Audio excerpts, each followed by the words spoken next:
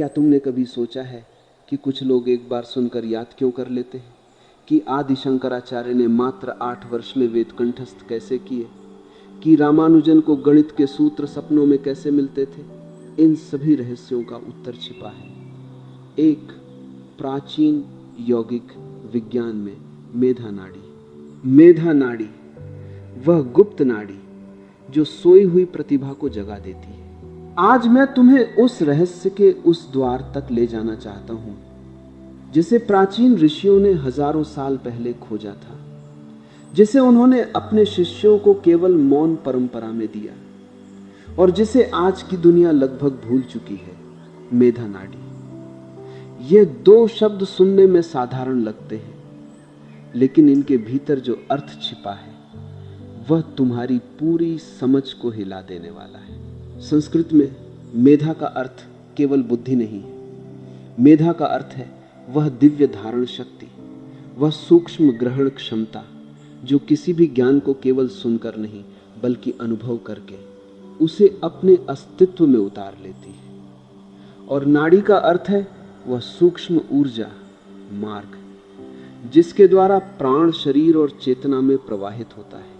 हमारे प्राचीन शरीर विज्ञान के अनुसार मनुष्य के सूक्ष्म शरीर में 72,000 नाड़ियां हैं, लेकिन इनमें से 3 नाड़ियां सबसे प्रमुख हैं, ईड़ा, पिंगला और सुषुम्ना। और इन्हीं के साथ जुड़ी एक और नाड़ी है जिसका उल्लेख बहुत कम ग्रंथों में मिलता है, जिसे बहुत कम लोग जानते हैं, वह है मेधा नाड़ी। ये नाड़ी कहाँ से उठती है? ये मस्तिष्क के उस गहरे केंद्र से उठती है जहाँ ऋषियों ने चेतना का मूल निवास माना है। वहां से यह नीचे की ओर बहती है रीढ़ की हड्डी के साथ साथ और सीधे जाकर नाभि चक्र से जुड़ जाती है। यह केवल एक शारीरिक मार्ग नहीं है, यह वह दिव्य सेतु है जो तुम्हारी बुद्धि को, तुम्हारी स्मृति को और तुम्हारी चेतना को एक अखंड सूत्र में पिरोता है। जब यह नाड़ी सक्रिय होती है, जब इसमें प्राण का प्रवाह शुद्ध और अबाधित होता है, तब मनुष्य की बुद्धि साधारण नहीं रह जाती, वह असाधारण हो जाती है। लेकिन समस्या क्या है? समस्या यह है कि अधिकांश मनुष्यों में यह नाड़ी जागृत नहीं है, वह सोई हुई है, वह अवरुद्ध है, और इस अवरोध का कारण कोई बाहरी शत्रु नहीं है। जरा सोचो, तुम जब रात को सोते हो तो सुबह उठकर अक्सर थके हुए क्यों होते हो? तुमने पूरी रात आराम किया, लेकिन भीतर की ऊर्जा फिर भी क्षीण क्यों लगती है? तुम किताब पढ़ते हो और पढ़ते हो, लेकिन कुछ घंटों बाद वह सब धुंधला क्यों हो जाता है? तुम बड़े बड़े विचार सोचते हो, लेकिन जब उन्हें व्यक्त करने का समय आता है तो शब्द क्यों गायब हो जाते हैं? यह केवल आलस्य नहीं है, यह केवल अभ्यास की कमी नहीं है, इसकी जड़ बहुत गहरी है। प्राचीन ग्रंथों में स्पष्ट कहा गया है कि मेधा नाड़ी तब अवरुद्ध होती है जब शरीर में तम की अधिकता हो जाती है। तमस यानी जड़ता, भारीपन, अचेतनता। जब हम असात्विक आहार ग्रहण करते हैं, जब हम अपनी इंद्रियों को बिना किसी होश के भटकने देते हैं, जब हम क्रोध, ईर्ष्या और भय की ऊर्जा में डूबे रहते हैं, तब मेधा नाड़ी में एक सूक्ष्म अवरोध पैदा होता है। और यह अवरोध धीरे धीरे इतना घना हो जाता है कि उस नाड़ी में से प्राण का प्रवाह लगभग बंद हो जाता है। तब बुद्धि मंद हो जाती है, स्मृति कमजोर हो जाती है, और वह दिव्य प्रतिभा जो तुम्हारे भीतर जन्म से मौजूद थी, धीरे धीरे एक गहरी नींद में चली जाती है। अब यहाँ एक बहुत महत्वपूर्ण प्रश्न उठता है, क्या ये प्रतिभा वापस लाई जा सकती है? क्या ये नाड़ी फिर से जागृत हो सकती है? और इसका उत्तर है हाँ। न केवल हाँ, बल्कि निश्चित रूप से हाँ। लेकिन इसके लिए जो मार्ग है वह बाहर नहीं, वह किसी महंगी शिक्षा में नहीं, वह किसी बाजारू तकनीक में नहीं, वह मार्ग तुम्हारे भीतर है। और उस मार्ग को जानने के लिए हमें थोड़ा और गहरे उतरना होगा। अथर्ववेद में एक बहुत गहरा सूत्र है। ऋषि कहते हैं कि मेधा देवी केवल उसी के भीतर प्रवेश करती हैं जो शुद्ध है, जो जागरूक है और जो अपनी इंद्रियों का स्वामी है। ये केवल एक काव्यात्मक वाक्य नहीं है, ये एक वैज्ञानिक सत्य है। जब ऋषि मेधा देवी की बात करते हैं तो वे किसी बाहरी देवी की बात नहीं कर रहे, वे उस दिव्य चेतना शक्ति की बात कर रहे हैं जो तुम्हारे भीतर ही छिपी है, जो तुम्हारी अपनी मेधा नाड़ी के माध्यम से प्रकट होने के लिए प्रतीक्षारत है। आज का विज्ञान भी इस दिशा में कुछ संकेत दे रहा है।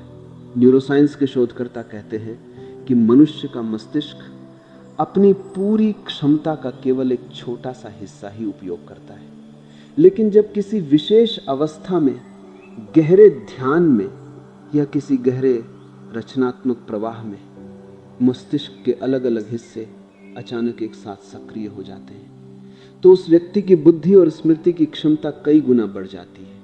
वैज्ञानिक इसे न्यूरल कोहेरेंस कहते हैं, लेकिन हमारे ऋषियों ने इसे हजारों साल पहले एक अलग नाम दिया था, मेधा नाड़ी का जागरण। जब इस नाड़ी में प्राण का प्रवाह शुद्ध और तीव्र होता है तब मस्तिष्क के वे केंद्र जो सामान्यतः निष्क्रिय रहते हैं अचानक प्रकाशित हो उठते हैं और उस प्रकाश में बुद्धि एक नई ऊंचाई छूने लगती है। लेकिन इस नाड़ी को जगाने का मार्ग क्या है?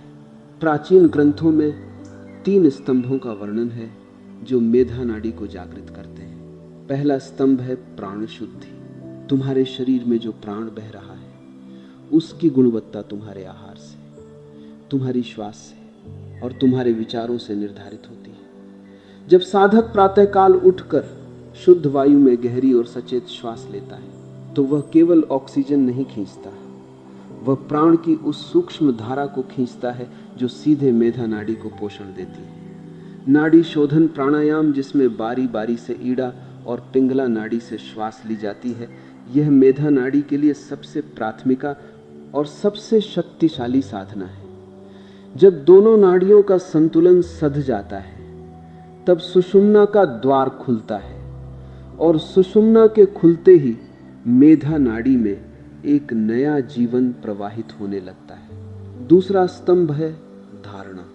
धारणा का अर्थ केवल एकाग्रता नहीं है। धारणा का अर्थ है किसी एक बिंदु पर चेतना को इतनी गहराई से टिका देना कि बाकी सब कुछ विलीन हो जाए। जब साधक अपनी दृष्टि को, अपनी पूरी चेतना को भ्रुकुटियों के मध्य उस तीसरे नेत्र के बिंदु पर स्थिर करता है तब एक अद्भुत घटना घटित होती है। मस्तिष्क की वह पाइनियल ग्रंथि, जिसे आधुनिक विज्ञान सीट ऑफ कॉन्शसनेस कहने लगा है, वह सक्रिय होने लगती है और उसकी सक्रियता सीधे मेधा नाड़ी को जागृत करती है।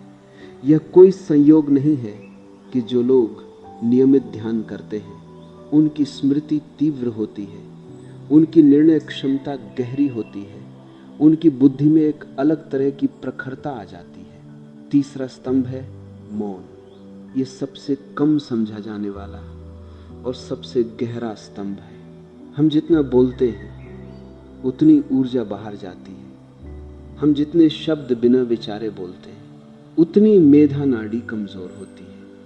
प्राचीन गुरुकुलों में शिष्यों को नियमित मौन का अभ्यास कराया जाता था। यह केवल अनुशासन के लिए नहीं था, यह इसलिए था क्योंकि ऋषि जानते थे कि जब वाणी रुकती है तब प्राण भीतर की ओर मुड़ता है और वह प्राण सीधे मेधा नाड़ी को पोषण देता है। इतिहास में ऐसे कई महान व्यक्तित्व हुए हैं जिनकी असाधारण बुद्धि और स्मृति का रहस्य इसी में छिपा था। आदि शंकराचार्य को देखो, उन्होंने मात्र 8 वर्ष की आयु में वेदों और उपनिषदों को कंठस्थ कर लिया था। 32 वर्ष की छोटी सी आयु में उन्होंने समस्त भारतवर्ष की दार्शनिक परंपरा को एक नई दिशा दे दी। यह केवल असाधारण जन्मजात प्रतिभा नहीं थी, यह उनकी मेधा नाड़ी के जागरण का फल था, जो बाल्यकाल से ही गहन साधना और सात्विक जीवन के कारण प्रज्वलित थी। और रामानुजन को देखो, एक साधारण परिवार में जन्मे, कोई विशेष बाहरी शिक्षा नहीं, लेकिन उनके गणितीय सूत्र जो वे सपनों में देखते थे, जो उन्हें देवी के दर्शन में मिलते थे, वे आज भी विश्व के श्रेष्ठतम गणितज्ञों को चकित करते हैं। पश्चिम के वैज्ञानिक उनसे पूछते थे कि तुम यह कैसे जानते हो? रामानुजन का उत्तर हमेशा एक ही होता था, यह मुझे भीतर से आता है। वो भीतर से आना है, वो अचानक ज्ञान का प्रस्फुटन, वो कुछ और नहीं था, वो मेधा नाड़ी का जागरण था। अब एक बहुत जरूरी बात, बहुत से लोग जब ऐसी बातें सुनते हैं तो उनका मन तुरंत एक जल्दी खोजने लगता है। वे सोचते हैं कि कोई एक विशेष मंत्र होगा, कोई एक विशेष क्रिया होगी जिसे करने से रातों रात मेधा नाड़ी जाग जाएगी और वे अचानक प्रतिभाशाली हो जाएंगे। यह सोच उतनी ही भ्रामक है जितनी यह सोचना कि एक दिन की मेहनत से पहाड़ को हिलाया जा सकता है। मेधा नाड़ी का जागरण एक क्रमिक प्रक्रिया है, यह एक जीवन शैली है, यह एक दिशा है जिसमें तुम्हें धीरे धीरे, निरंतर और पूर्ण समर्पण के साथ चलना होता है। इसकी शुरुआत होती है अपने आहार से, सात्विक, हल्का और ताजा भोजन जो शरीर को भारी नहीं बनाता बल्कि मन को शांत और चेतना को जागरूक रखता है। इसकी अगली सीढ़ी है श्वास की जागरूकता। प्रतिदिन कुछ पलों के लिए केवल अपनी श्वास को देखो, महसूस करो कि वह कैसे आती है, कैसे जाती है। उस श्वास के साथ जो सूक्ष्म प्राण आ रहा है उसे भीतर की ओर, मस्तिष्क की ओर निर्देशित करने की कल्पना करो। और इसकी तीसरी सीढ़ी है ध्यान। प्रतिदिन कुछ समय, चाहे 5 मिनट हो या 50, पूरी तरह से भीतर मुड़ो, बाहरी शोर को एक तरफ रखो और उस गहरे मौन में प्रवेश करो जहां मेधा नाड़ी स्वतः जागने लगती है। ऋषियों ने कहा था कि मेधा नाड़ी केवल बुद्धि की नाड़ी नहीं, यह वह नाड़ी है जो तुम्हें ब्रह्मांड की उस अदृश्य बुद्धि से, उस अखंड चेतना से जो इस पूरे अस्तित्व में व्याप्त है। जब यह नाड़ी पूरी तरह जाग जाती है तब साधक केवल अपनी व्यक्तिगत बुद्धि से नहीं सोचता, वह उस विराट बुद्धि का एक माध्यम बन जाता है।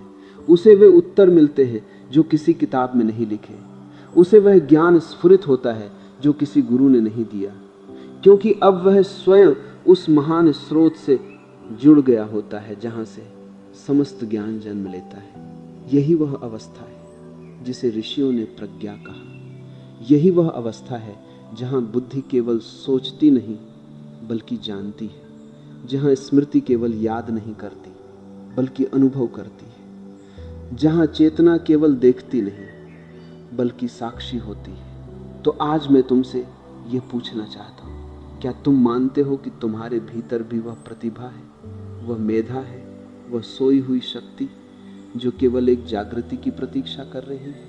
यदि हाँ, तो आज से एक छोटी सी शुरुआत करो, एक गहरी सचेत श्वास से, एक पल के मौन से, एक पल की भीतर की ओर दृष्टि से, क्योंकि मेधा नाड़ी को जगाने के लिए किसी चमत्कार की जरूरत नहीं है। उसे जरूरत है केवल तुम्हारी जागरूकता की, तुम्हारे निरंतर प्रयास की और उस विश्वास की कि तुम उससे कहीं अधिक हो जितना तुम अभी तक सोचते आए हो। जिस दिन मेधा नाड़ी जागती है उस दिन बुद्धि केवल एक औजार नहीं रह जाती, वह एक दीपक बन जाती है और उस दीपक का प्रकाश न केवल तुम्हारे जीवन को बल्कि तुम्हारे आसपास के हर जीवन को भी आलोकित कर देता है।